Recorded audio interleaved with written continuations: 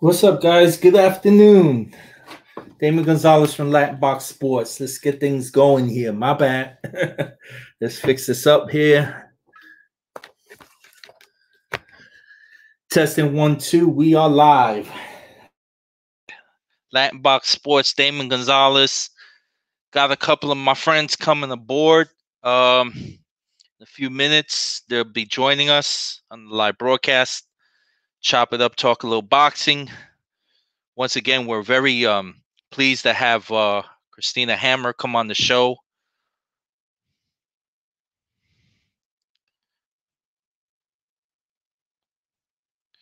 We're very excited to have her come on the show. And right now we have, without further ado, the Green Bandit.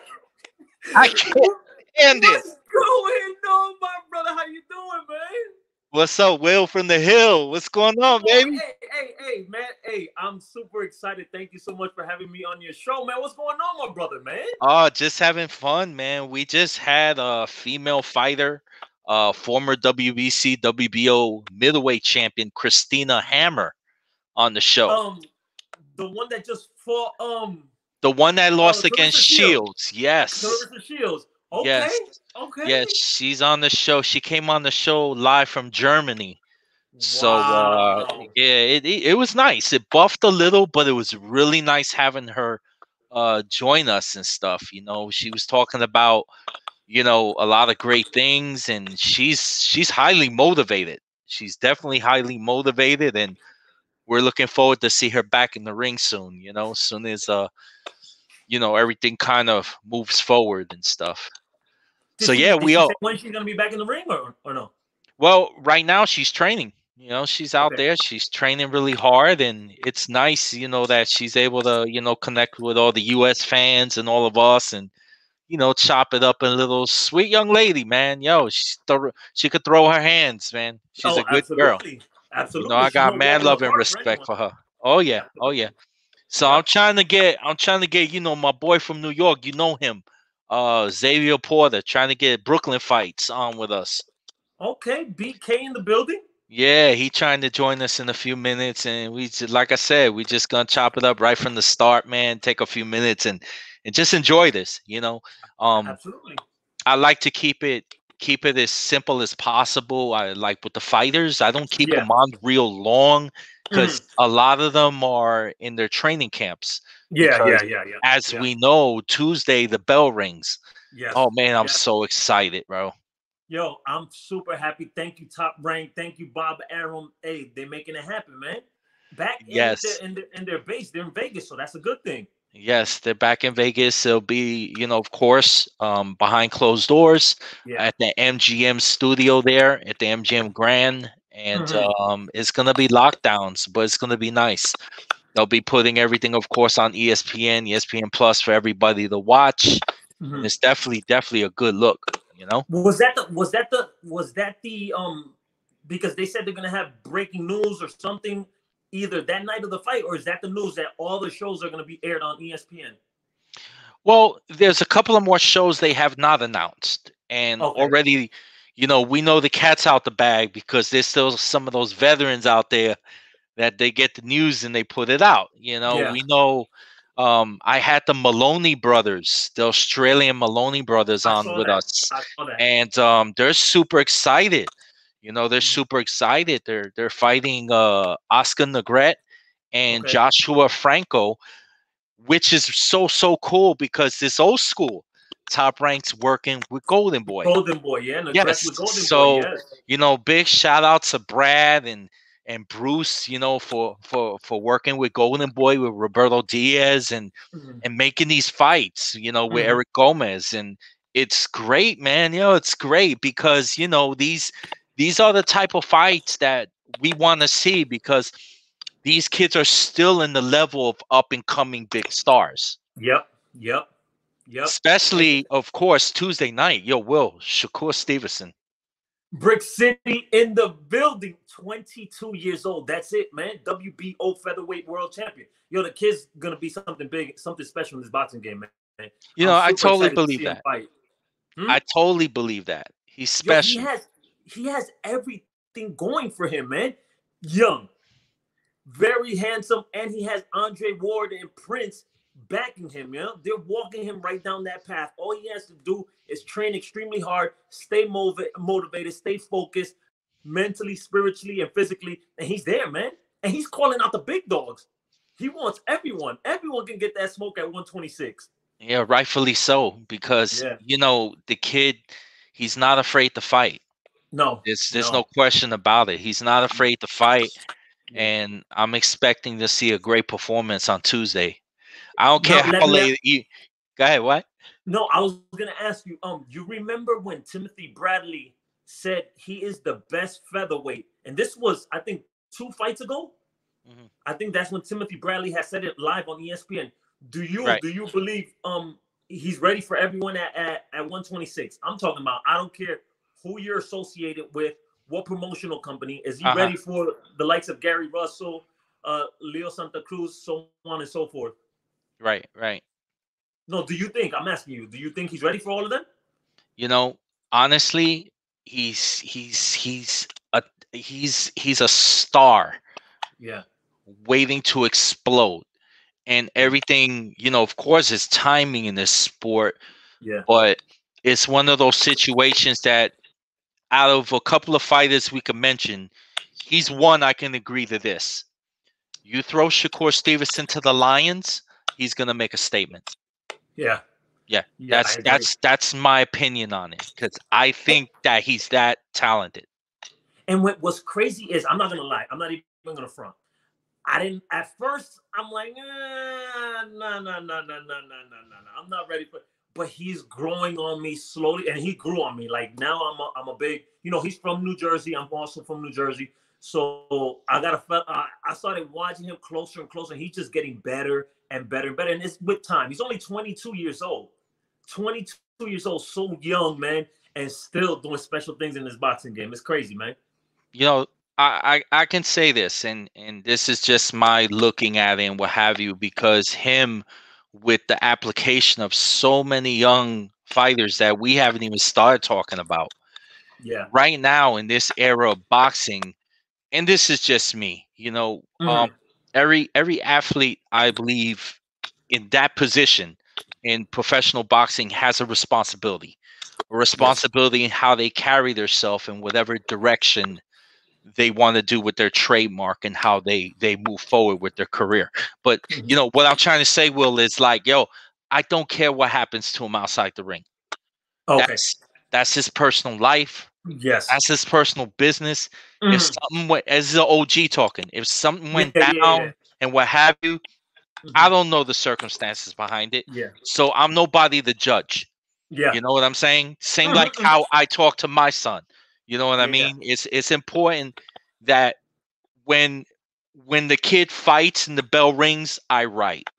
That's what's important, because he's at this level where he's in the ring. That's what's important to me and how he performs. Yes, absolutely. No, totally agree. It doesn't mean I don't care about the fighter, but it just means that I don't know. I'm one of them Bronx kids that I'm raised up with I know how to mind my business. Yeah, you know what I mean. So that's just how I am. I mind my business. You know what I mean. I ain't got no problem with it, and not saying and endorsing what's good, bad, ugly, whatever the case may be. But there's a fine line of privacy where people tend not to give value to, and that's what tends to happen. Especially with these young kids. Of course they're gonna slip and make mistakes. We all do, right? Haven't we made mistakes? No question about it, right? Yeah. So, I mean, that's kind of how I view it. No, absolutely. But what's difficult, and I don't know if you see it the same way. So how big we support boxing. Yes. I can actually say, like, they don't know it, but I love fighters. Like, I like being around them. I like talking to them. I like seeing them train. They're a different animal. They're a different breed. Right. Now, that being said, when something happens, like a Shakur Stevenson or other fighters, guess who they're going to ask the questions? Me, you, other company. Yo, what's up with these fighters, man? What do you think? This and that. Then you answer the question the way I think I should answer it, and it's sometimes taken the wrong way. You understand what I'm saying? Right. Some of these fighters put us in a tough situation, even though they might not know us or they might know us, and we're supporting them. But what is wrong is wrong. And I know you brought up that situation with Shakur Stevenson. That's why I'm saying what I'm saying now. It's sometimes hard because I get asked a lot of questions, man, especially when that situation happened. I try to answer as best as I could. You know, he's 22 years old, and we're all going to make mistakes, like you just said. But you know, all in all, I think the kid is a fabulous kid, and he's going to do big things in the boxing game. With all due respect, I was asked in another show yesterday. My boys, you know them, Fight News, the Fight News down in Miami area.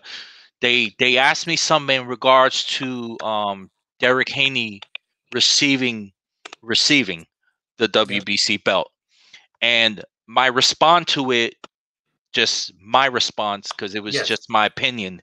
You know, with all due respect, you know, I also have a business of a sanctioning body that's growing and young and well respected in the sport. So I try to answer it as intelligently as I could possibly answer the question. And the way I answered it clearly as the WBC know exactly what they're doing. You know, give me a second, I'll finish answering that question. But let's welcome Xavier Port on the show. Make sure you hear me. Brooklyn Fights. How are you, brother? I'm okay. Can you hear me? Yes, I can hear you. That's what's up. How you feeling? What's going on, Big Wheel? Still. You already know the deal, man. What's going on, man? I'm chilling. I'm hanging in there. Big D in the building. Was good. That's what's up, my brother. Nice to see you, man. Nice to meet you, man. Just checking in with my peers, man, because you know I'll get on landing the plane on my comments about Devin Haney, but just a shout out to both of yous. Yo, Sidestep Boxing, killing it. Brooklyn Fights, doing your thing. Listen, this is so important. The networking that we're all doing in boxing, spreading the word and interviewing and just getting out there on the stream is so important for our sport because, you know, next week the bell rings. But, you know, we're out here just keeping it. Yeah, well, it will. We keeping it alive. You know what I mean? We doing whatever we can to just spread the love of the sport because we love what we do. Yeah, absolutely. Now, Xavier, I want to land the plane in what I was mentioning. I was asked on another show about Devin Haney, you know, receiving the belt from the WBC. Okay. And the statement I made for myself was, again, as an owner of a younger sanctioning body, in addition to the media business I have, the WBC has a responsibility, and when it comes to how they acquire all their champions.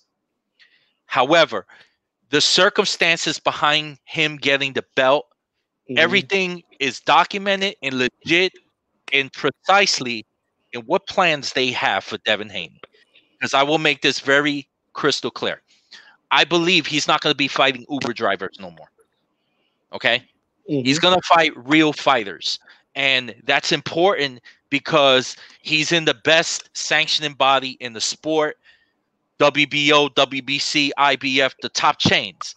And for a fighter to represent those sanctioning bodies, they're going to put you in real combats.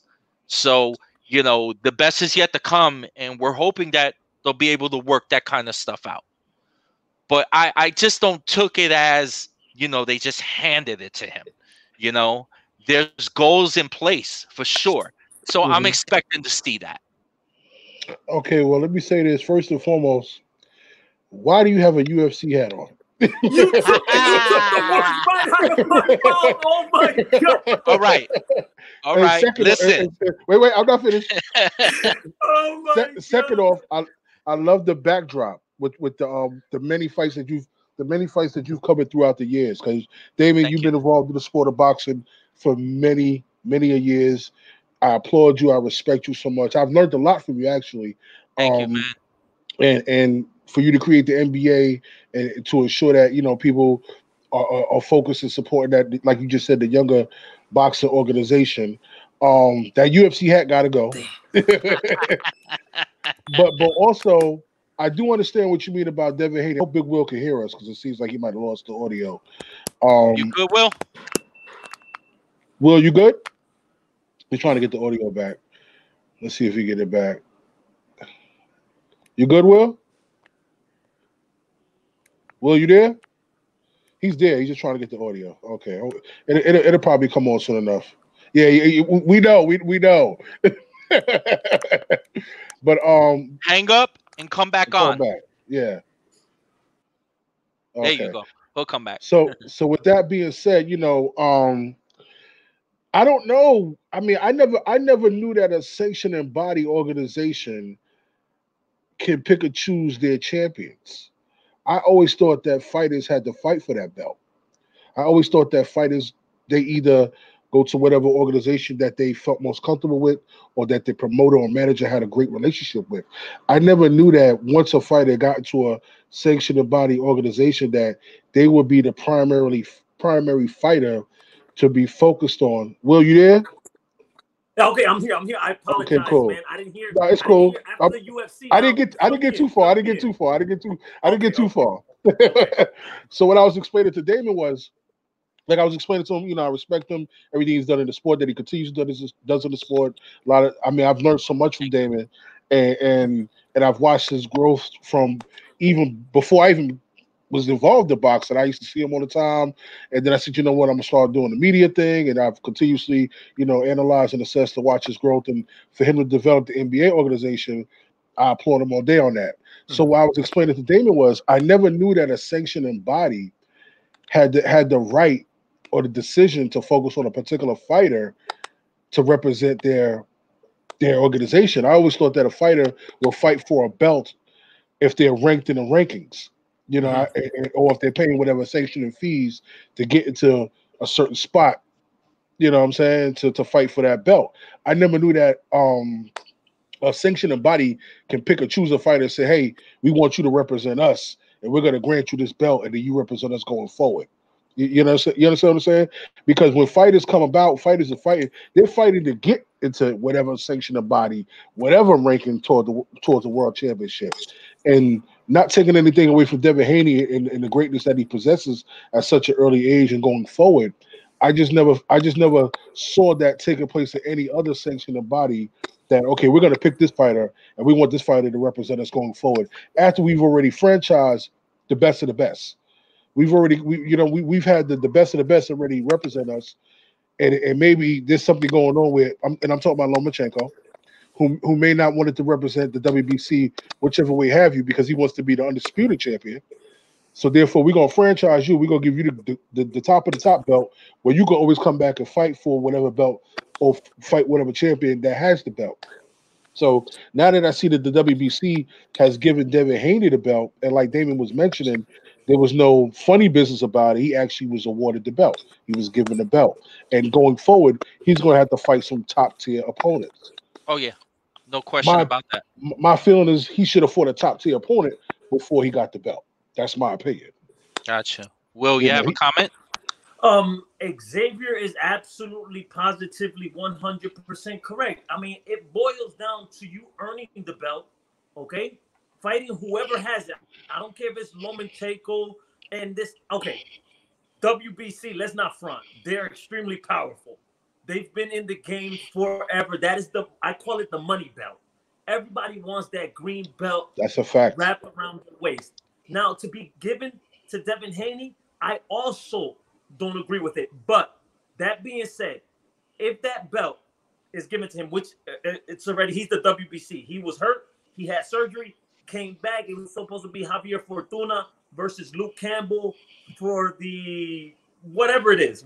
They gave it back to Devin Haney. Now, if he fights, let's say the winner of Vasily Lomachenko and Teofimo Lopez or another top tier fighter, just like Xavier says, then I'm okay with it. The only issue I am having is it's not. Let's not sugarcoat anything. It's like Teofimo. He's called the email champion, the WBC email champion, because they were giving it to him. They actually handed him the belt.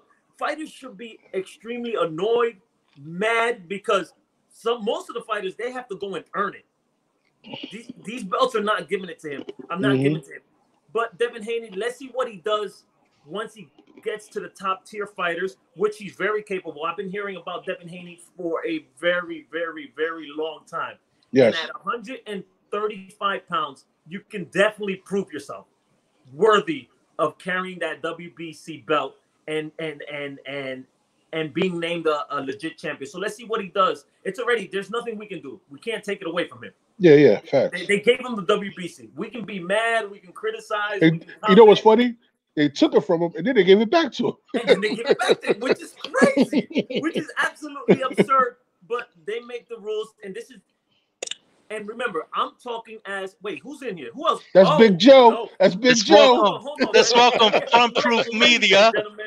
That's the bully. Ladies and gentlemen, we have the one and only from Front Proof Media. That's Big Joe. Correra. What's going on, man? He's popping like the big bad wolf. Big Joe, what's up, man? What's up? What's up? How you been, man? Good, man. How you doing? I'm good. I'm hanging in there. So that's all I gotta say. That's all I gotta say. Devin Haney, once he gets a legitimate contender in there or ex-title holder, and we see what he's made of, then we can talk a little bit more about Devin Haney. But he is the WBC lightweight champion. Damon, let me ask you this: since you oversee the NBA, would your organization ever consider just granting a fighter that position because they're the best fighter but hasn't fought anybody yet? Well, the organization has a good history, and the one thing I can tell you, Xavier, is that all the bodies run by their own rules. With respects to the Muhammad Ali Act and the rules of boxing that we all are responsible to follow, okay? They are all run differently. Got you. So as our colleagues, you know, I respect every decision they make. I'm sure at times that if there's any kind of disagreements with bodies, there's a level of professional feedback that we give each other to help us move forward, because of course most of the bodies work together. I had the privilege in my 2 years having the belt, working with the WBO and the WBC, sanctioning title fights. So with that said, you know, again, however they handle their business is how they handle their business, and we respect that. Got you. I got to throw this out, guys, because this just hit me a couple of days ago. I was talking to Bomac up in Nebraska, Omaha, Nebraska. Right now, Terrence Crawford's camp is talking to Manny Pacquiao's camp. Correct. They are trying to make that fight. I think that fight should have been made a couple of years ago when Manny was with Top Rank, but they're talking about making that fight now. I mean, Joseph, starting with you, what are your thoughts of that fight happening at the 147 division? I mean, is it something I'm excited about? Absolutely not. To be honest with you, I think Pacquiao should retire. He has nothing to prove. He's done everything he can in the sport. Right now, his people need him more than boxing needs him, to be honest with you. I have a lot of friends in the Philippines, and they're hit hard by the coronavirus. So I think his people need him more. He's my age. You know, I know how it is being my age. And waking up to get in the ring when you don't have to, I just don't.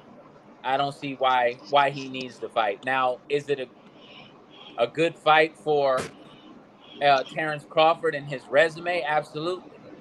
You know, even with Manny's age, and Manny coming off a win over Keith Thurman kind of legitimizes that fight as well. So, I mean, I'm not excited, but I can see where some fans might be. How about you, Joseph? I mean, Will, what are your thoughts? Look. I don't care if Manny Pacquiao is, I'm a realist, man. I don't care if he's 40, 50, 60, 70, on Social Security, ARPP, whatever you want to call it. I want to see Manny Pacquiao fight, man. That guy's something special, man. Because look, Yes. once they close the chapter, once he retires, that's it. That's it, man. There is no, there's not going to be, we're not going to see Manny Pacquiao ever again. Now, if anyone is in here watching this or is going to watch it later, Terrence Crawford, what he did at 140 pounds, amazing. Undisputed junior welterweight champion of the world. He has done absolutely nothing at 147 pounds. I don't care. Just throw Manny Pacquiao in there. I'm always excited to see Manny Pacquiao. He has been great for the sport of boxing. If he wants to take a challenge, because he's not going to retire. I respect Joseph 100%. Everyone knows. Everybody's been telling Manny Pacquiao, retire, man. Please retire. Stop fighting. You don't have anything to prove. The man is not going to retire. So we're going to move forward and say this is a heck of a fight between Terrence Crawford and Manny Pacquiao. And I will never, ever, I don't even care if it's Terrence Crawford, will bet against Manny Pacquiao. I'm not going to say he's going to win, but he's going to give him a hell of a fight. When you're as experienced as Manny Pacquiao is, 71, 72 fights into your career, he's seen Terrence Crawford millions and millions of times. He's seen Keith Thurman bunch of times. He's seen Sean Porter's of the world. He's seen Errol Spencer's of the world. You can never count out Manny Pacquiao, even if he's going to face an elite fighter like Terrence Crawford at 147 pounds. I want to see that fight. Top Rank, if you can make it happen, please make it happen. PBC, that now works with Manny Pacquiao, if they can come together and make this fight happen, please make it happen, and I can't wait to see it. Shout outs to Manny Pacquiao, Terrence Crawford, and the whole Nebraska, Manila, Philippines, all of y'all. We love you out here, man. Now we're gonna stay on. We're gonna stay on the 147s. But Xavier, go ahead, close the comments on Pacquiao and Terrence Crawford. Well, first off, hey Joe, how you been, man? It's been a while since I seen you. You know, I agree with both of y'all, honestly. I don't want to see Manny get hurt. I mean, like seriously hurt at the age that he's at, fighting a top, strong, continually rising fighter in Terrence Crawford, who's not stopping at just 147 pounds. In fact, I think Terrence Crawford is just getting into his prime. You know, he's like you just mentioned, Big Will. He dominated the 140 division. Let's not forget what he did at 135. Yes. You know what I'm saying? Yes. And he just played the game. He played the course. He's gotten better over the years, like Tiger Woods. He's gotten better over the years playing the course, and then he's become such a dominant force in the sport of boxing in his division that people don't want to fight him. And then we also got to look at the business mindset of things. Top Rank, PBC, and all these other fighters and things like that. Terrence Crawford has never wavered that he didn't want to fight these guys. He just haven't been able to come through fruition for him and everybody else. With that being said, Manny Pacquiao, there's never going to be another fighter such as Manny Pacquiao, just like an Ali, just like a Mike Tyson, just like a Floyd Mayweather. There's never going to be an icon of the sport who has been so dominant upon years, and has dominated many great Hall of Famers. If you look at Manny's resume, he's dominated Hall of Famers, knocked them out, hit him with the pitch black, whatever you want to call it. He's beat a lot of Hall of Famers. I should say this. My mind says I don't want to see Manny go in there and fight Terrence Crawford that's going into his prime and going into his best years of his boxing career. But my heart and my love for the sport of boxing wants to see the fight because it's always been the chitter-chatter of them possibly fighting when they was both on Top Rank. And now they're not on Top Rank. You still got Crawford on Top Rank. You still got Manny. You got Manny and PBC, and you can see that they're working out fights together. So, hey, a fight between Bud, a fight between Manny right now, I think it's a fight that should be made and can be made. Hopefully we'll get to see it. Hopefully they will allow us inside the arena to watch it live and not at home. I don't mind wearing a mask in the arena and watch the fight live. I'll put on two if I need to do it. You know what I'm saying? But I just I just think that a fight between Manny and Terrence Crawford right now will be a phenomenal fight and will probably do more for both of their careers because when you think about Manny and all the, like I just mentioned, all the Hall of Famers and the great fighters he's beaten and basically dominated, for him to fight another young fighter coming up in their prime, who's already done so much in the sport himself, Terrence Crawford, that's an amazing feat if he would be able to defeat Terrence Crawford. And then again, for Terrence Crawford, is even if he's able to defeat the great Manny Pacquiao, it is what it is. He could take that and go. He could take that win and go into 154 and do whatever he want to do, because the guys at 154 are moving up also. So he could take that win against Manny, going 154 and just dominate. Because the guys right now in boxing, the younger guys, I should say the guys at 154, the Jarrett Hurds of the sport, the Jamel Charles of the sport, they're not going to be at 154 when Terrence Crawford gets to 154. They're going to be moving up. He's going to be facing guys like Danny Garcia at 154 and possibly Errol Spence again, maybe at 147 or 154. He's going to be fighting the same guys at 147 and some of the younger guys that are at 154 right now, like the Charles Caldwells, and some other guys that are 154 who are rising in the ranks. He's going to have to fight those guys. You know what I'm saying? The only thing I say with respects, of course, to the legend, the Jedi Manny Pacquiao, because he's a damn Jedi, bro. He's been doing so much in the sport of boxing, just on a personal level. I rather see Manny Pacquiao have a retirement fight in the Philippines and then, ride off to the sunset. You know what I mean? That's just my personal opinion. I thought it was going to be Matisse. I thought that would have been a Matisse fight. But Crawford's the type of fighter, beast that, anything can happen. I don't want to see a Marquez knockout again. Okay? And at a fighter at his age and what he's doing is one thing, but his personal health and life is another. But let's shift gears to the 147. We've heard it in the news, but there hasn't been an official announcement. But we're hearing Errol Spence will possibly clash with Danny Swift Garcia. I'll tell you what, the only thing I could say about Errol Spence is I tip my hat to him for taking a fight like that, coming off of what happened to him with the accident, What are your thoughts, guys, on that fight? I think Danny Garcia's tailor-made. Tailor-made for him. I know it's a tough fight because Danny Garcia's tough. But he's a mid-range hooker. Let's be honest. That's what he does. He's a mid-range hooker. If you can get close to him, he's not a great inside fighter. He's not somebody who can box like Errol Spence. I don't think Errol Spence would stay in the mid-range like that. Danny Garcia, I'm not going to call him a one-trick pony because he can fight and he's tough and he has a great chin.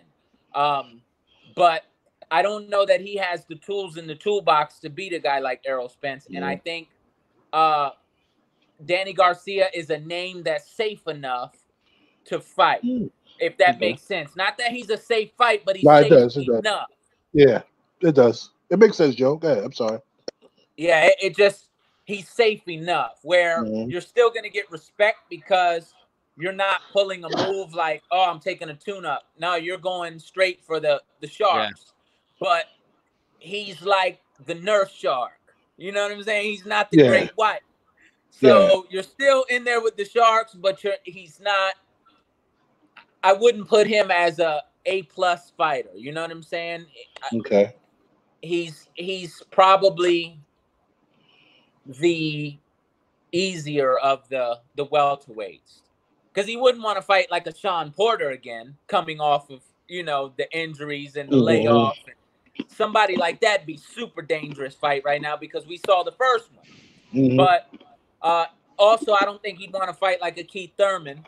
But a guy like Danny Garcia, kind of flat-footed, mid-range hooker. I think Errol Spence would have a relatively smooth fight with him.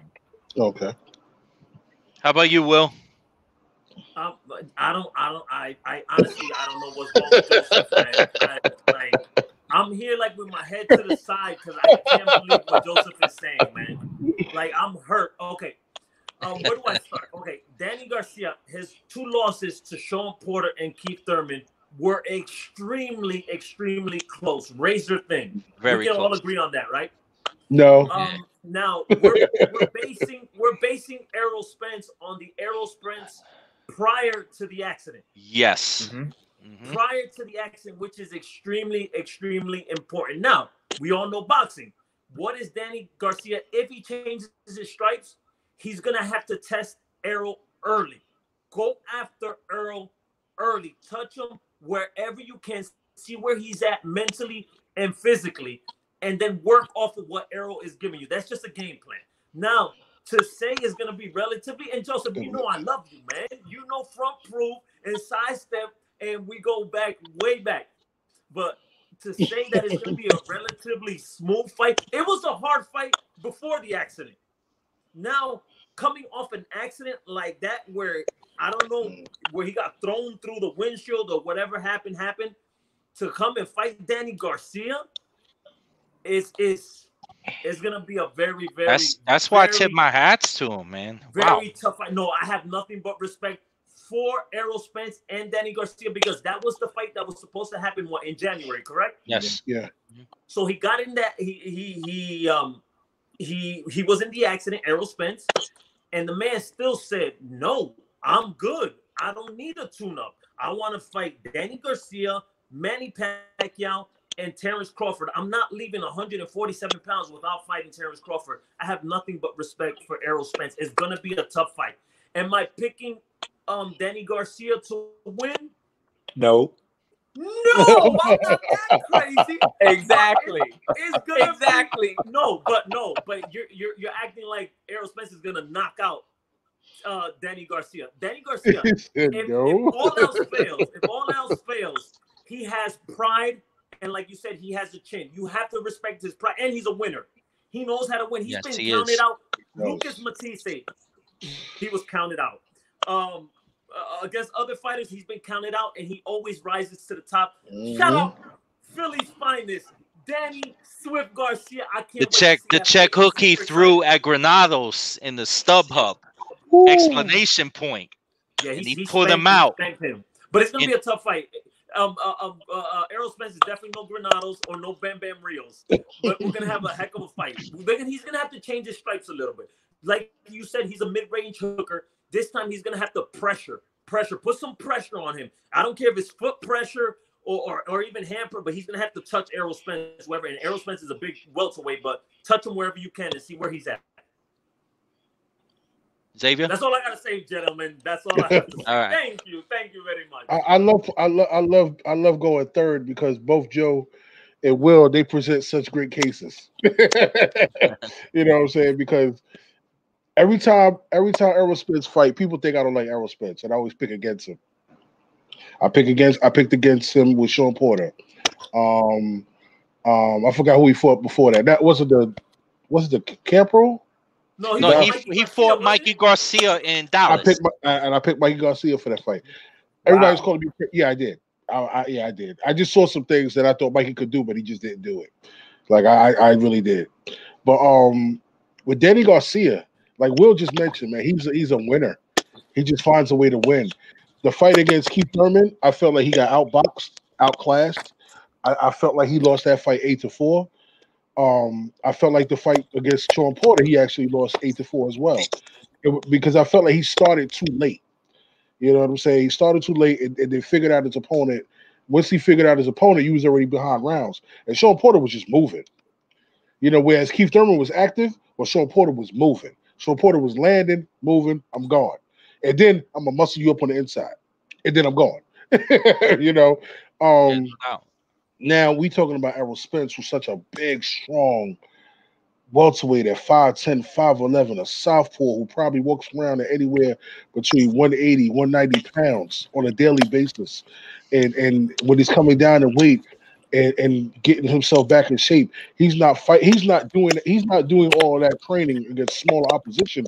He's doing all that training against bigger guys like the Charlos and other light heavyweights and heavyweights that's in the gym in the Houston, Texas or Dallas, Texas area.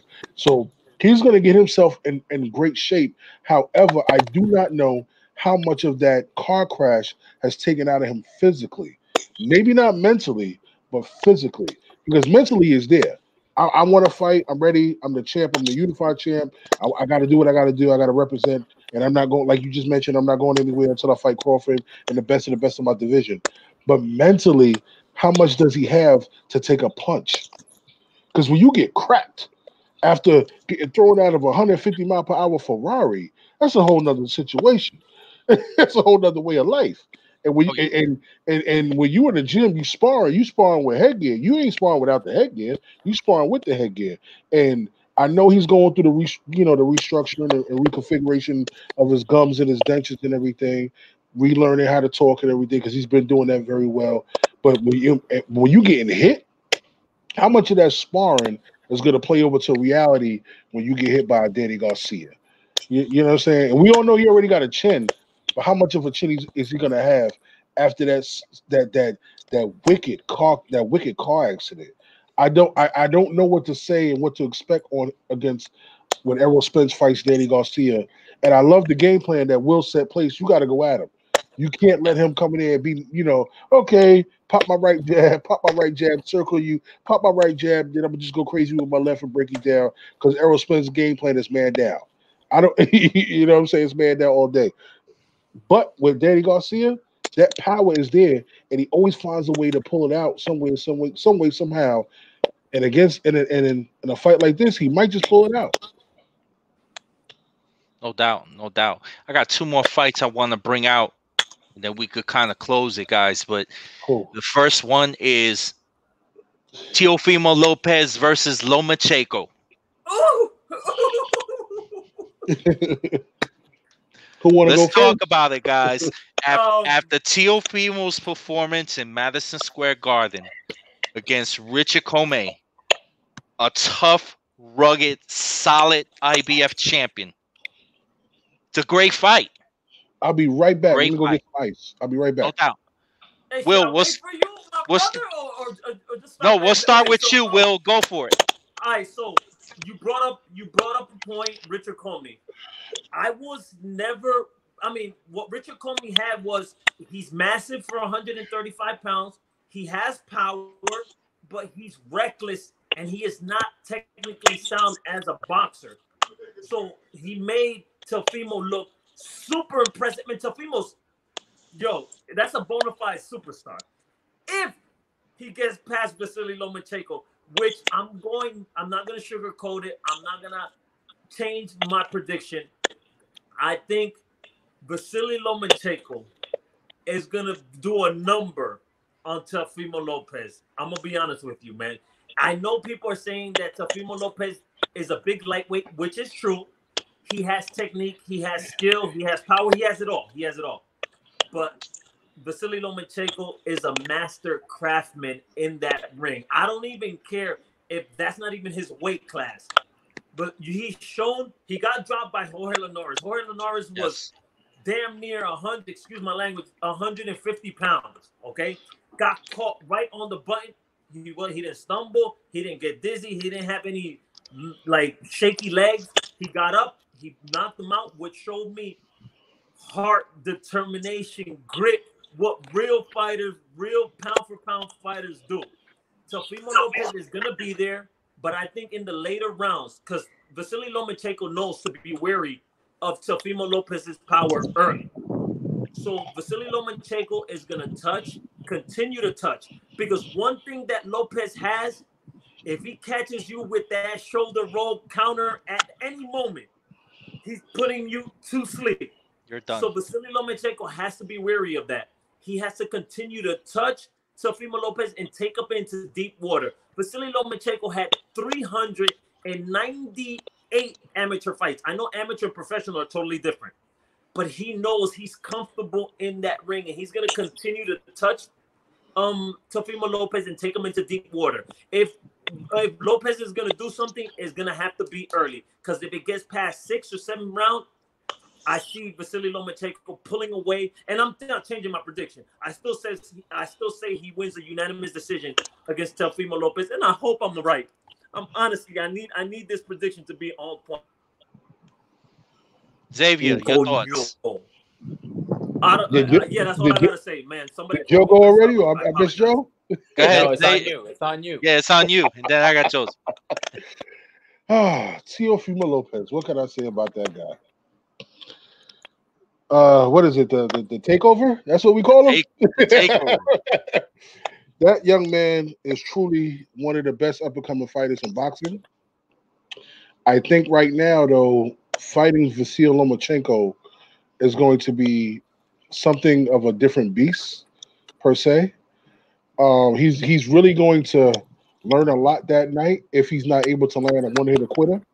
He's gonna learn a great boxing lesson if he doesn't get Vasily Lomachenko out of there. And we're talking about Vasyl Lomachenko. This guy he dominated the amateurs. I believe he's a two-time Olympic gold medalist, if I'm not mistaken. Yeah. Correct. He's only lost one professional fight, I believe, against Orlando Salido. Correct. And it's amazing that he fought when he was, what was it, 1-0 for the belt? Was he? Did he fight for the belt Yes. at 0-0, or did he fight for the belt at 1-0? Come on, man. Yeah. Dude only lost one amateur fight too. That's where he. That tells you how great he is. That the man, like Joseph had just mentioned, he lost one amateur fight. He's a two-time Olympic champion, and fought for a world championship at 1-0. That tells you how great he is, right? And we've seen the dominance that he's displayed and exhibited throughout the years. We've seen him stop people just off a basic boxing skill and just frustrate people. And people say, you know what, I'm done. I can't deal with him. We're not even going to talk about Rigo. We're going to leave that one alone. You know what I'm saying? And for him to be fighting a young up and coming star, a young up and coming hot champion. We can't even call him a prospect because he's a world champion, a solidified, bona fide world champion who broke a lot of hearts when he knocked out Richard Comey the way he did. That right hand was Sid Vicious, Sid Vicious from wrestling. That right hand was Sid Vicious, straight down the pipe, boom, gone. And now, if you're gonna fight Lomachenko, you're gonna learn a lot come that night. You're gonna learn a lot about boxing. You're gonna learn a lot about yourself. And if you come out victorious, you're gonna be greater than a lot of these fighters going forward in your respective career. I have Teofimo is that good that he can take a lot of shots and still probably come out as the winner of the fight, because he has that factor. He has that, and in both hands. Yes. And if he's able to, if he's able to land and be successful, we'll see a backflip, we'll see a jersey come on, and then we'll know who the Heisman fighter trophy winner was before we even watch the show. Joseph? I mean, it could go either way. I could see it both ways because Lomachenko, if he's not, boxing's any given night too. Even with great fighters, it could be. I'm glad you said that. The greatest of the great. So Teofimo Lopez has the skill, the talent, the youth, the speed, power. He has all those things to pull the fight off. But if the chess master shows up, like Will said, then it's going to be a very difficult night unless he can do something early. And Lomachenko's been through so much and seen so much that doing something to him early is slim to none. We're talking millimeters. There's not a lot of room to land anything or do anything that Lomachenko is not prepared for. So I think it all really depends on which Lomachenko shows up more than which Teofimo shows up, because it's all predicated on Lomachenko more than Teofimo. We know what Teofimo brings to the table. We know that he can win, but it just is Bobby Fischer going to show up across the table.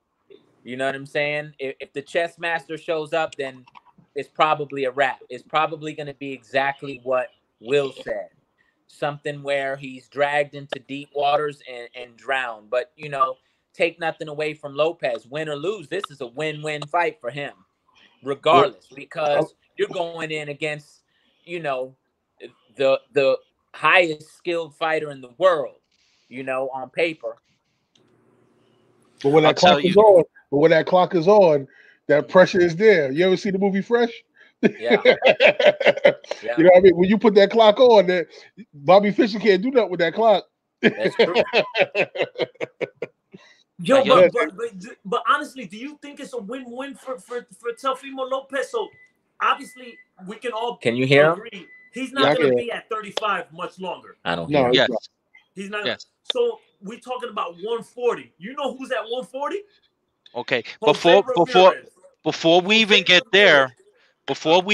there, because in respects to high tech, you know, he's the package. He's been the champion for quite a while. However, when we're sitting ringside, Xavier, and we're at the Garden, and I'm watching with my own eyes. Yeah. Give you an example. Every fighter in their career starts to get mileage. And I mean no disrespect to Loma, but Sniper Pedraza, come on, guys. He hit him with some shit. Yeah. He hit him with some shots. Yeah. And Lomachenko's face, for the first time in his career, I've never seen it that bad. Yeah. No disrespect, but he still found a way. He's so intelligent. He still found a way to outfight Pedraza and win that fight. Who was also a southpaw. So in a sense, he was fighting a younger self, and he was able to pull it out regardless. So yes, definitely, you're right, Damon. You're absolutely right. Hey, for the record, I'm picking Lopez to win. Same here. Same here. I'm picking Lopez. Xavier, I don't hear you, Xavier. I can't hear you. Word, it's like that. Yo, look, I put on my Brooklyn hat, Xavier. Hey, You put on your Brooklyn boxing hat, not your Brooklyn fight hat. Yeah. Honestly, I love Tio. I love Tio. That's my guy, man. Like, I got it going. I gotta say Loma. So me and Xavier, Loma and Joseph and David Lopez. Okay, I see that. And I'm gonna say 12 split decision. Split decision, all right. Yeah. I say unanimous. I say TKO in the late rounds. Wow. Okay. Boy, that'd be a big one. That would be a big one. Yo. In the late round. Like you talking about like 9 to 10, right? Like 9 to 10. Late round. That would be nice. Is this fight undisputed? Yes or no? No, it's for the unified. I don't know why I can't hear Will. Yeah, you can't hear Will. I can't hear him at all. He said he can't hear you, man. So he looks like a kung fu you don't like him. movie. I just see lips. He said because you don't like him. Nah, that's my brother. So guys, listen. Yeah. Canelo talk. I've been hearing this all week. I've been hearing Sergey Dermachenko, and I've been hearing Anthony Durrell for Canelo. What are your thoughts on those guys? Nobody's beating Canelo right now. Okay, Sergey, tough fight. He's a solid fighter. Ukraine, solid. Eastern European, extensive amateur career. But this is what separates both of them. Okay, Canelo's hand speed, his experience as a professional is truly amazing, and the way his skills have flourished under Eddie Reynoso is truly amazing. Like, it's even tough for me to talk because I'm gonna sound like a fanboy. I'm a big Canelo fan. Oh, no doubt. Big the way he carries himself, the way he's dedicated himself to his craft, which is boxing. Anthony Durrell, he's tall, yeah, he's long, yeah. But Canelo's seen him already, you know, with Kovalev at 175 pounds. Dermachenko, he's a shorter, stockier fighter, so Canelo will have a field day with the counters. Long story short, I don't see anyone beating Canelo. Well, I don't see either of them two beating Canelo. Like, it's going to be a whitewash. Thank you. The only reason why they're going with that, from what I'm hearing, Damon, let me know, and Xavier and Joseph, is because of money. you know, they don't want to put a massive fight if they're not going to have fans and everything else. So they're going to go with the cheaper route, which is Sergey or Anthony Dirrell. Yeah. Just to keep them active, you know, keep people to pay attention to the fight because, I mean, let's be honest. A lot of love and respect for Anthony Dirrell, but he got stopped by David Benavidez in his last fight. He is a 2-time WBC super middleweight champion, but hey, Canelo duffed out Rocky Fielder. You know what I'm saying? Who will probably give Anthony Dirrell a tough fight himself. Canelo went up to 175 and knocked out Sergey Kovalev. And didn't just knock him out, put him on his ass. Let's be real here. You know what I'm saying? He put him on his ass. We talk about the crusher, and he stalked the crusher. He didn't just I'm gonna do this, do that. He stalked the crusher. He had the crusher on his back foot and said, "Okay, got him." Now he's on his ass. He crushed him. He crushed the crusher. Real quick, my bad, Xavier. What's crazy is ever since Triple G said Mexican style and Canelo. I was at the first Canelo Triple G fight with my man Damon, where Canelo was moving a little bit too much for my liking, just a little bit too much.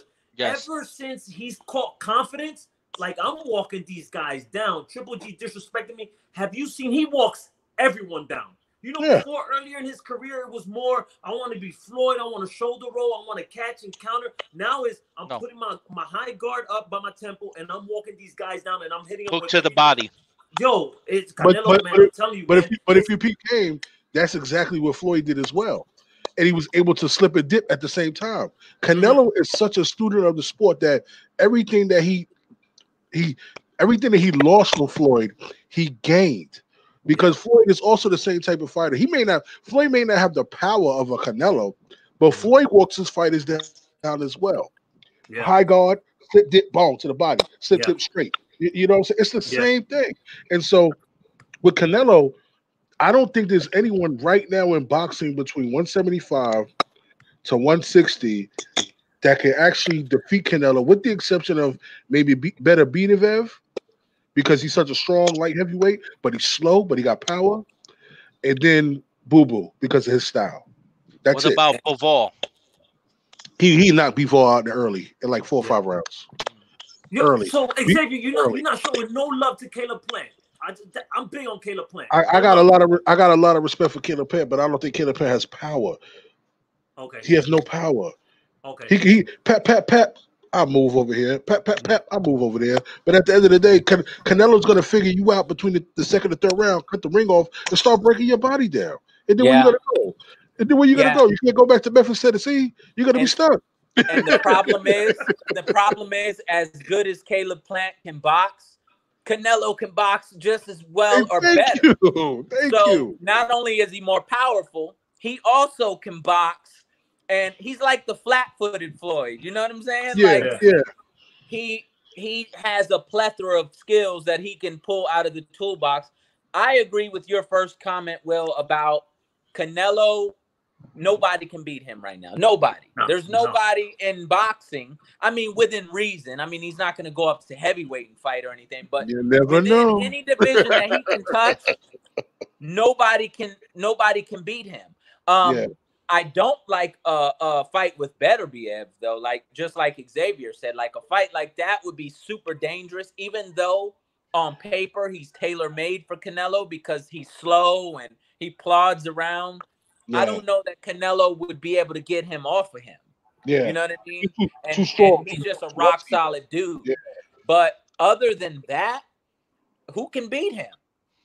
There's nobody in the sport. So Caleb Plant, just like Xavier said, like with no power, how would you keep Canelo off you? And if Canelo started getting touched, he could just switch to boxing mode in a second and then outbox him. So he's not a one-trick pony. He's not one-dimensional. He has all the dimensions. He's the flat-footed Floyd.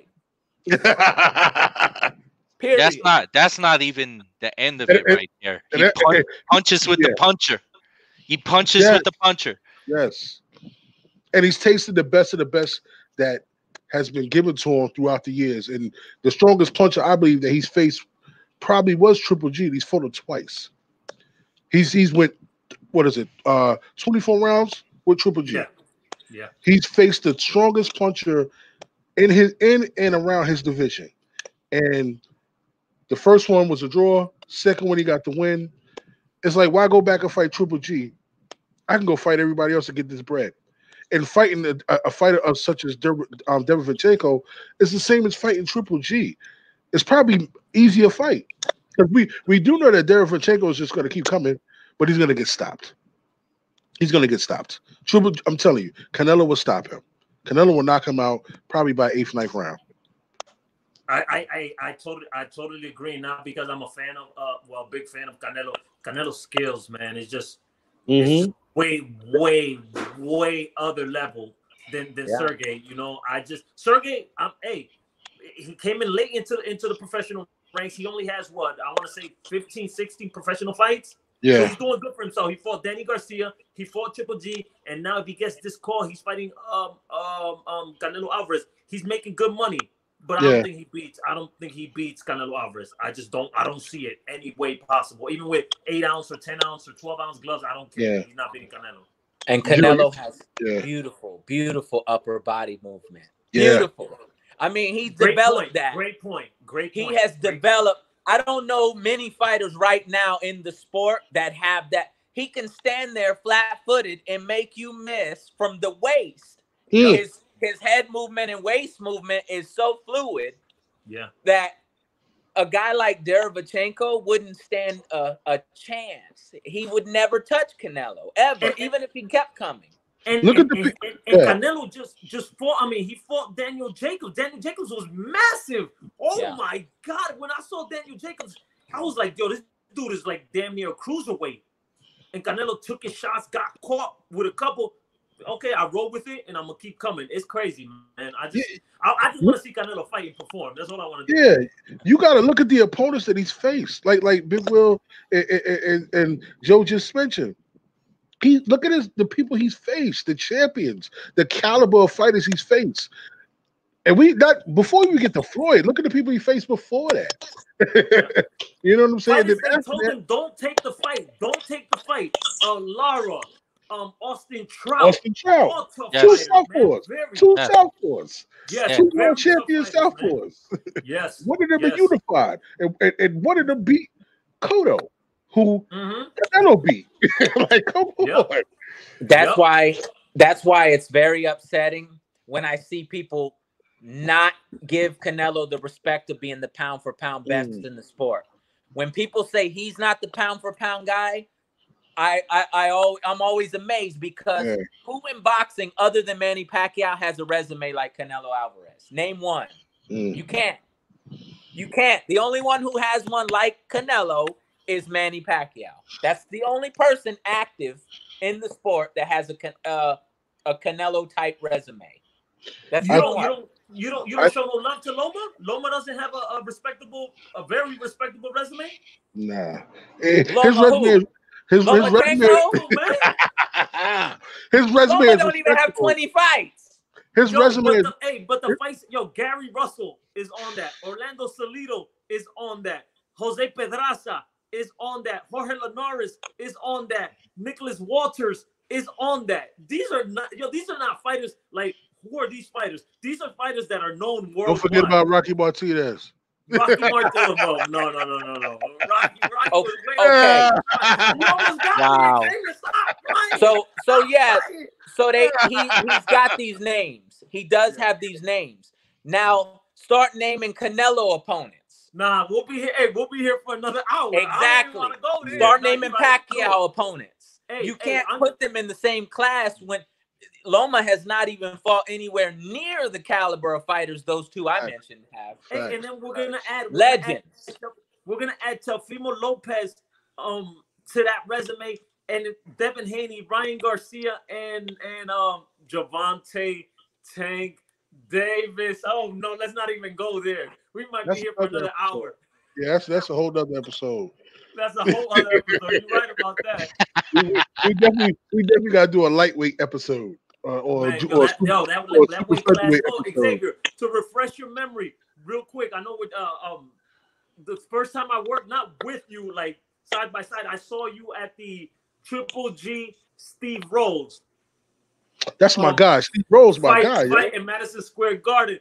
The Okay. funny thing is, and remember, I'm just gonna say this, and then we're gonna pass. You and Dan Raphael, when you paused him, my God, yo, Xavier, you had me dying, yo. Hey, and I respect both of you highly, highly. I had to shut him down, bro. You had me dying laughing, yo. Yeah, I had to shut him down, yo, because he grabbed the mic. I don't feel the love between you two right there. Ain't nothing with Dan Raphael. I got a lot of love and respect there, but at that particular moment, I'm still talking to you. Grab the mic and start talking. Yes. I'm like, yo, bro, yes. I'm still talking. You need to hold that down real quick. Like, bro, what are you doing? Like, what are you doing? It's just, as a man, outside of the profession of what we're doing, as a man, if I'm talking and then I answer, I still got the mic. I don't know who gave you a mic on the other side, but I still got the mic in my hand, and I'm still flowing my convo, my questions, and then you start talking like, yo, bro, I'm still talking. What are you doing? Yo, relax.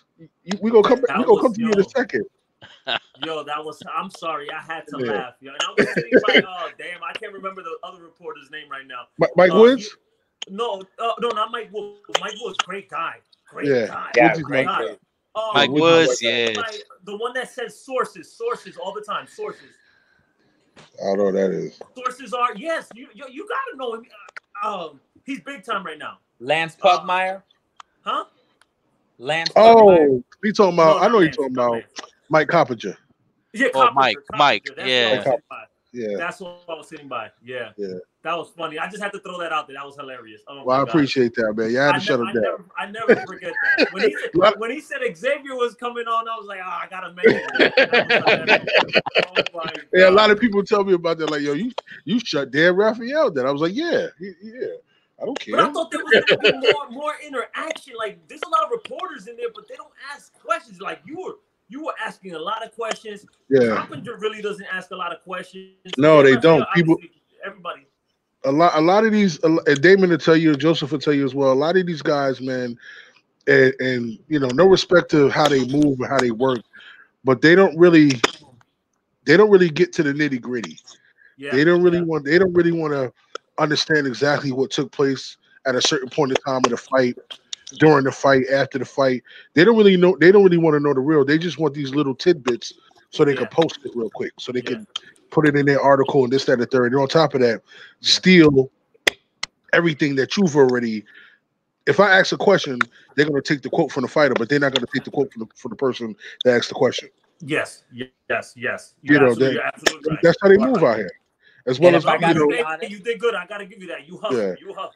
As well as thank you. As well as like when Joseph and Damien, when they post their pics and everything, and they do their media, a lot of people don't give them their respect with their pictures. These guys take great photography, and and sometimes they don't get the respect that they deserve. They don't get the credit. Thank you, brother. You know what I'm saying? Yeah, appreciate that. You know what it is. You know what it is too, Will. What up? A lot of these dudes are scared to ask questions because they're playing the politics game. So they're afraid that if they ask certain questions, that they're either going to be blackballed by the fighter in his camp, by the promotional team. So there's a lot of that going on as well. I can remember when Hot Rod fought Marcus Brown. Yes. I put Marcus Brown. It's on YouTube. I put Marcus Brown on the spot, and nobody liked it. Everybody was mad at me because I was calling him out, and he kept trying to like push me off, but I was like, I wouldn't let go. Yeah, and that was a hell of a fight. I saw it firsthand how people were afraid to challenge the fighters or challenge what really happened, and they're kind of like Xavier said, like they don't really want to know what really happened, but it's our job to do that, you know. So when you understand that, when you go into that understanding that, hey, that's our job, it's not being personal. We're not mud raking. We just want what happened, like from your perspective. So you have the opportunity to tell your version of the story. So I don't see a problem with that. It's our job to do that.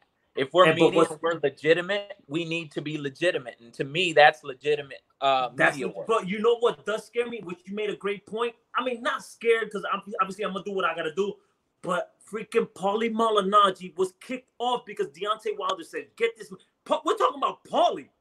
So it is true what you say. You can get blackballed, or you can be like, "All right, man, we don't want this guy." And remember, at the end of the day, they're the ones people are coming to watch, not us. You know. Mm-hmm. So that's why sometimes I walk that fine line. I want to ask certain questions, but I'm like, nah. I want to come back. You do gotta play chess. You do gotta play chess. You do gotta play checkers. You got to. You do gotta walk a fine line. There's a reason why there's Brooklyn Fights and then there's Brooklyn Boxing. You know, Brooklyn Fights came aboard even before Brooklyn Boxing. Yeah. You know what I'm saying? Thank you, brothers. The website, everything was created before Brooklyn Boxing even was thought of. And then when they started to bring fights, okay, we're going to start having more fights in Brooklyn. We're going to start having more fights in New York City. Then they got the machine behind them, so therefore they developed Brooklyn Boxing. Even though Brooklyn Fights was before Brooklyn Boxing. That's the truth. Yep. Xavier, thank you for explaining. Honestly, I didn't. You should have talked more. But I didn't even. Brooklyn Fights, Brooklyn Boxing. Brooklyn Fights. That's the history. Yes. Brooklyn Fights started before New York Fights, which is Woodsy, and Woodsy. I respect Woodsy, but Woodsy was with Ring, and he was doing everything else and everybody else. There was no New York Fights. It was only Brooklyn Fights. It was only me out here doing what I'm doing, covering the sport of boxing. There was no New York City-based brand covering boxing except me. And then, am I correct, Joe? Am I correct, David? Yeah, no, there was nobody else out here. There was no AB Boxing. There was no Blue Blood Sports. There was no one out here covering New York City boxing except me. Wow. And then, boom, I opened the brand. Myself and my guy Nat, we opened the brand. Next thing you know, you know what I'm saying? Brooklyn Boxing came aboard. They started having more fights at the Barclays. And then Woodsy developed his brand. And I mean, it's okay. It's cool. I understand it. But it is what it is. So you got to learn how to play chess. And you got to learn how to play chess amongst the people that play checkers. Yeah, well, you got to know who not to mess with. So you don't mess with certain people. Like I'm not even gonna name names, but certain people you don't. Certain people you don't mess with. That's the difference. You know me. I don't care. Like, you know.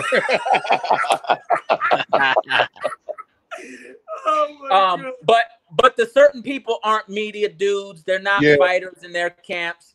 It's people who actually can make moves and make things happen that you don't mess with. And you show respect to. You try to do what you can. Like, I got love for Blue Blood. I got love for AB. I definitely got love for my guy Woodsy. That's my man. Woodsy is my guy. Like, you know what I mean? That's a great guy. That's my man. You know what I'm saying? Very classy dude.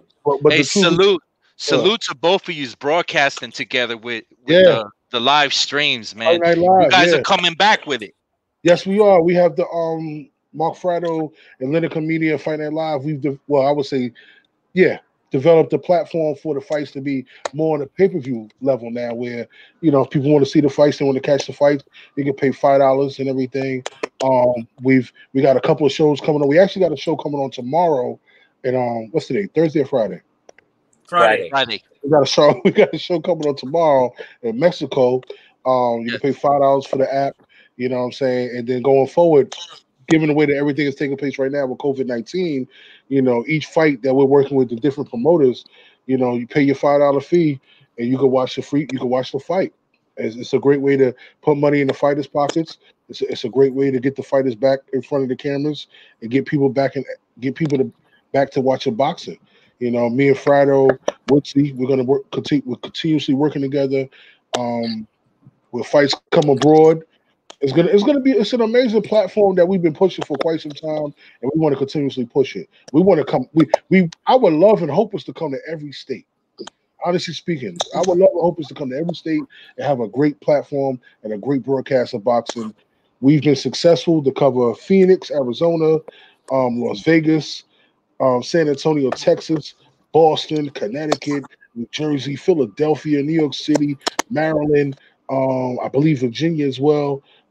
We want to get all over. Chicago, definitely Chicago. We were there, you know. So we want to do it. We want to do it all. So what's Xavier? So what's going on? What's the rumors around when they're gonna start up boxing in New York again? Well, they're talking about having fights possibly towards maybe the end of July, maybe the beginning of August.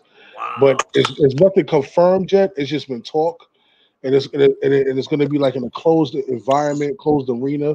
Okay. But a lot of these shows, they're going to be local shows, because all the big arenas like Madison Square Garden, Yeah. Barclays Center, those are the only two big arenas within New York City. So they're not open yet to the community. They still got a lot of things that they need to do and address within their own situation before they can actually open it back up for sporting events, for boxing events, for basketball or things like that. So 2021 before Barclay and MSG start doing boxing shows, or late 2020? Possibly late 2020, probably early 2021. Wow. Yeah. That's crazy. But within that time frame, within that time span, Facebook Fight Night Live, we're doing our best to work with different promoters and getting the state commissions to sanction certain fights to take place at certain places where there's only certain people allowed. And then tested for COVID, and they're allowed to participate. They're allowed, we still got to do the social distancing. We still got to wear masks and everything, but everything will be covered. Everything will be, the way it needs to go. Definitely. Congratulations on all your success, man. Hey, thank you. It all goes to Mark Fratto. Woodsy I'm telling you, Woodsy is that dude, man. He's a great. He's behind the scenes as well. The sponsorship with Everlast and Lineker Media Fight and Facebook it's been great for all of us together. And I just love working amongst these guys because I don't just learn from a journalistic standpoint, because Woodsy's been in the game for years. He's covered boxing and sports for years. So I learned from Woodsy on a certain level as that. And then I also learned from Mark Fratto from a media standpoint and how to run a company. So I'm learning on the inside, and I'm just thankful for the position that I'm given. That's definitely an awesome crew there, man. Fratto, I just linked them with Texas to get some stuff out there fight nights. So, guys, real quick, give a shout out to all the fans with your outfits and how they can follow you, and just give a shout out to everybody. Go ahead, Joseph. Hey, shout out to boxing. You know what I'm saying? We're back. We're coming back. You know what I'm saying? I know all of us here are excited that things are opening up. Hopefully everyone's staying safe and healthy. But boxing's coming back. Sports are coming back. That's very positive. A lot of people rely on sports. Certain people have conditions, PTSD, things like that, and sports provide them an outlet. So it's a good thing that boxing's coming back. I know the four of us are happy about that. Shout out to all the fans of Brooklyn Fights, Latin Box, Sidestep Boxing, Front Proof Media. We love you. That's why we do this. Aside from loving the sport, we're fans just like you, but we do our best to bring, the best to you, the fans and the fighters, because the four of us, from what I've always known, are positive with the news that we break and whatnot.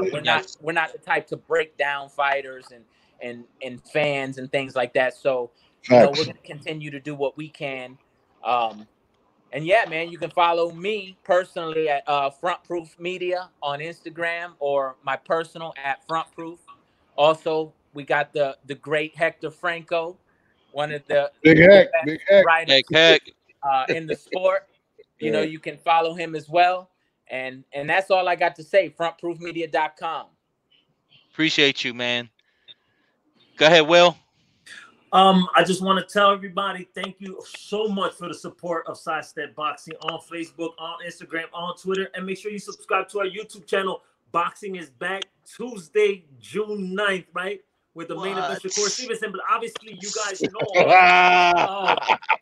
get ready for a great second half of boxing. If you're not deeply invested into boxing, you need to get there. Follow Brooklyn Fights, Front Proof Media, Sidestep Boxing, and Latin Box Sports. We in here, man. We just trying to cover the fight, cover the sport of boxing, the sport that we love as much as we possibly can. And make sure, once again, I'm going to repeat myself. Make sure you follow Sidestep Boxing on Facebook, on Instagram, on Twitter and subscribe to our YouTube channel. I'm out of here, man. The Green Eye Bandit. I can't stand it.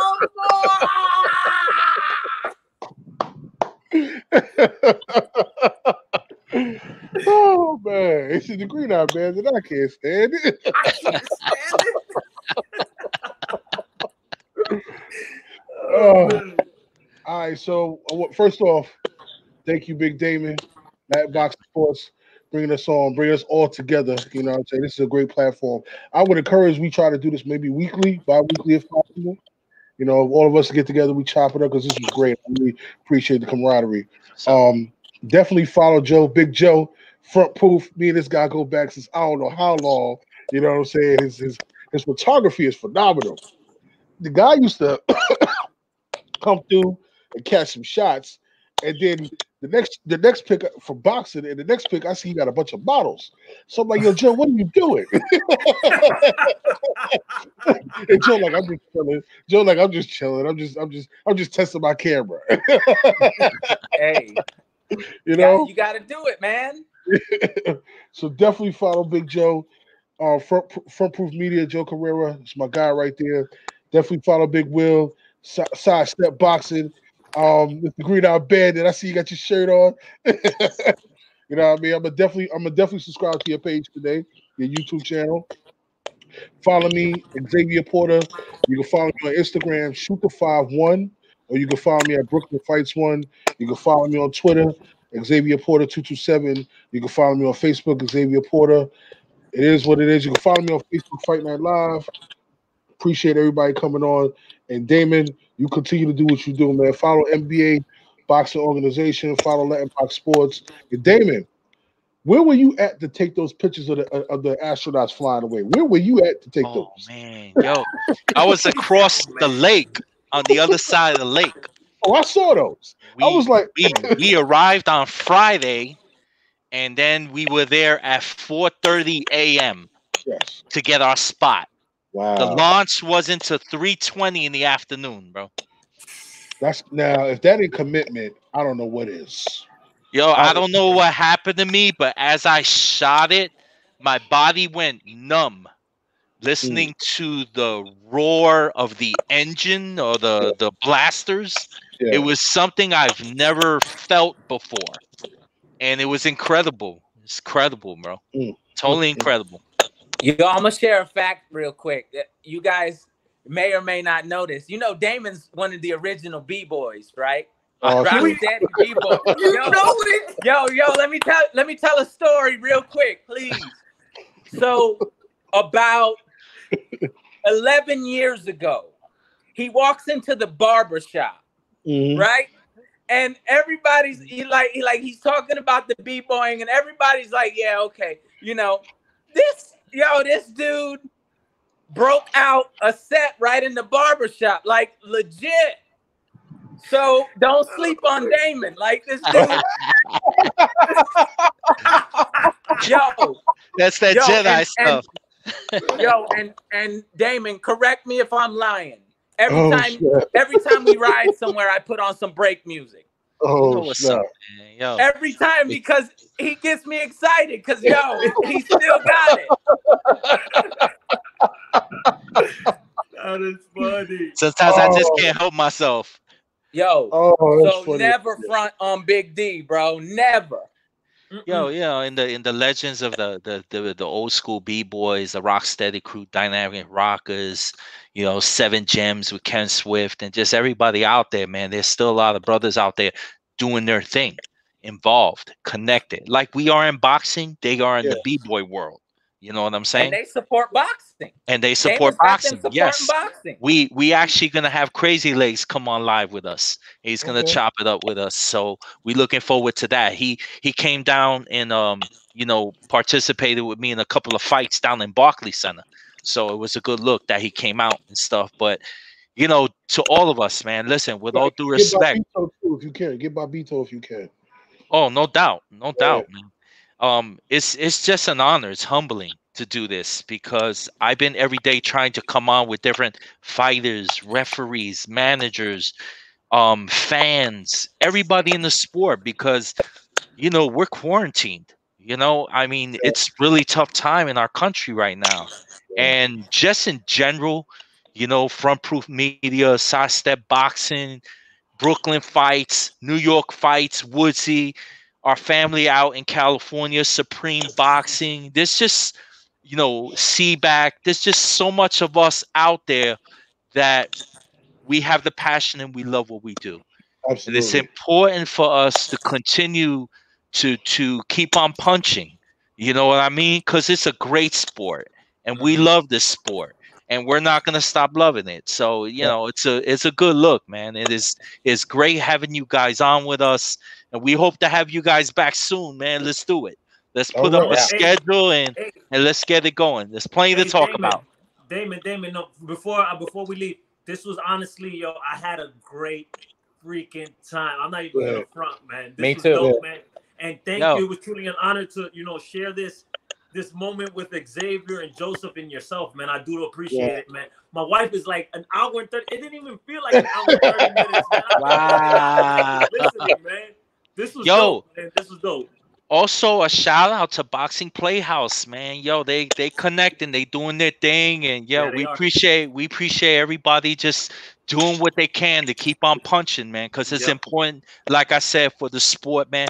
Don't pay mind to the haters, man. We ain't got time for that, man. We ain't got time for that. Yo, man. listen, we OGs, man. We ain't got time for that, man. Yes, we out here to give love for boxing and just put it out there. And once again, I do appreciate it so much, guys. Zay, what's up? How many credentials are those right there? Oh, yo, you serious? You want to bug out? Hold up. Yeah, how many of those? Oh, yeah, this dude, bro. This bin right here? Oh, hey, we're gonna be here for another hour, man. No. Real quick, I got like almost 5,000 credentials, bro. I was talking about the ones behind you. I ain't talking about that. That's Trinidad Hopkins. Oh my goodness. Yeah, man. Roy Jones, John Ruiz. Wow. Six Head Lewis versus Mayorga. Okay, from Guyana. Yeah, man. Back in the days, man. Just so many and 5,000, and we're talking Florida fights, Texas, California, Vegas, New York. Yeah. But I'll tell you what, personally, growing up in the Bronx, every time I step foot in MSG, the theater or the garden, the big house, I get emotional. I get emotional. Because that's where the boxing career started, you know, Madison Square Garden. So the garden is very important to me in my career. You know? I was talking about the ones behind you. Well, these right here on the top, those are all Miguel Cotto's fights. Just six or seven of his fights that I put up there. Like the one in Yankee Stadium when he fought in Yankee Stadium, you know. Yuri Foreman, yeah, you know. So, you know, in respects to my man Cotto, bro, I love Cotto. Was there for him in the beginning of his career, and then when he fought, you know, Saddam Ali in the Garden, that was a very emotional night, man. Yeah, it was. It was hard seeing Cotto leave. That was hard. Because certain fighters, there's just something about them. The passion and the love for the sport. It just stays with you right here. It stays with you. Yes, cemented, you know? And that's Miguel Cotto to me, you know? I mean, personally. That's Zab Judah to me. That's Zab Judah to me. Super. I love Super, man. You a Zab fan like that? Yeah. Yo. Yeah, man. That's what's up, man. Super used to always give me interviews, man. What a good dude, man. You know? Zab, how's he doing, man? He's all right. Yeah, he was just on a show with the promotion Kathy Duva Main Events. Yeah. They got a streaming show, and he was just on their show the other day. So he's doing good. Yeah, it was a great episode. No, he's in New York City. He's in New York City. Zab is doing a lot of great things. He's acting. He's you know, trying to help, you know, rebuild the community. Zab is doing okay. So Brownsville, fellas, right? Brownsville? Mm-hmm. Okay. Yo, fellas, be safe out there.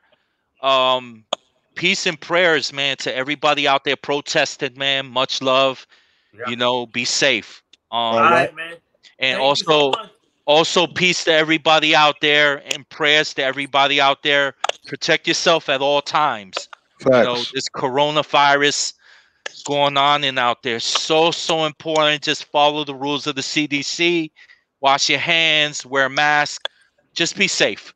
You know what I'm saying? And, all right. you know, with that note, guys, again, thank you so much, man. And we'll be talking soon. All right. Thank you. All right, Xavier. All right. All right, Damon. Thank you very much, man. Mad Thanks, love. guys.